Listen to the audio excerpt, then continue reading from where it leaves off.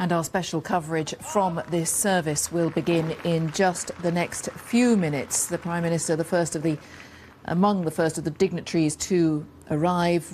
We know, of course, that the Duke and Duchess of Cambridge will be there as well. And Prince William and Theresa May will be among those giving readings during that service and laying wreaths as a mark of respect. We join now our colleagues on BBC One for full coverage of the commemorations with Sophie Raworth.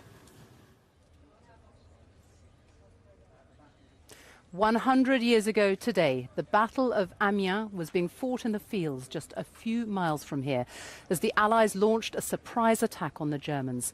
After 4 long years of fighting and stalemate on the Western Front, the Battle of Amiens proved to be a major turning point in World War I.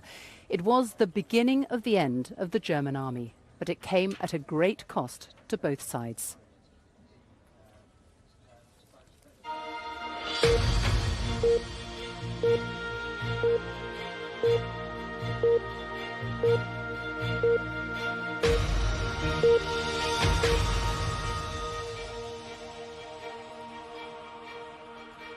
Good afternoon and welcome to Amiens Cathedral in northeastern France, the heart of the Somme region. 100 years ago today, British, French, Commonwealth and American forces had just launched a surprise attack on the Germans. The Battle of Amiens lasted just 4 days, but it was a battle that would change the course of World War I as the Allies attacked and defeated the exhausted and overstretched German troops here. It became known as the Black Day of the German army. The Battle of Amiens also marked a new form of warfare, new tactics combined with new technology. And this afternoon, here in the spectacular Cathedral of Amiens, a commemorative event is about to get underway. It's being led by the UK government. The Prime Minister, Theresa May, has just arrived, and she has taken her place on the steps of this great cathedral.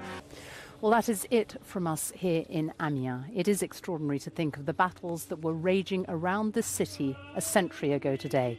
After 4 years of trench warfare and stalemate along the Western Front, finally there was a glimmer of hope that this brutal war that had claimed so many millions of lives could be coming to an end. We will leave you now with some of the images from today, but from all of us here in France, goodbye.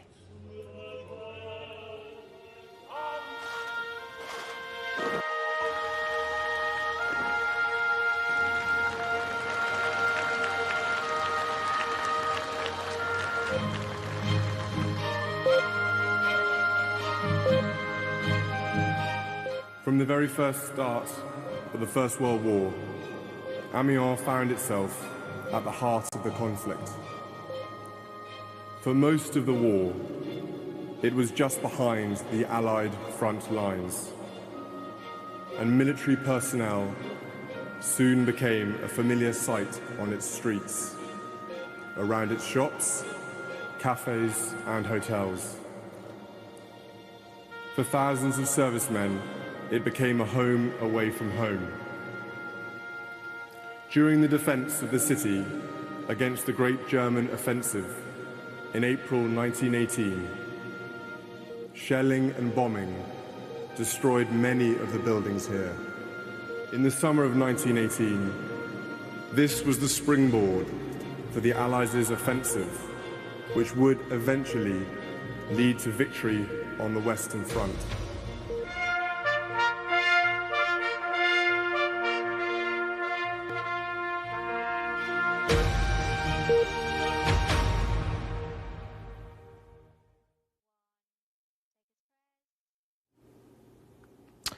Good afternoon. You're watching Afternoon Live with me, Simon McCoy, here on BBC News. Now, our main story this afternoon. Boris Johnson continues to be under pressure after he refuses to apologise for the newspaper column in which he wrote Muslim women who wear a full-face veil look like letterboxes or bank robbers. Some colleagues say he should have the Tory whip removed. Those sources close to Mr Johnson say it's important difficult issues are debated. Our political correspondent Jonathan Blake reports.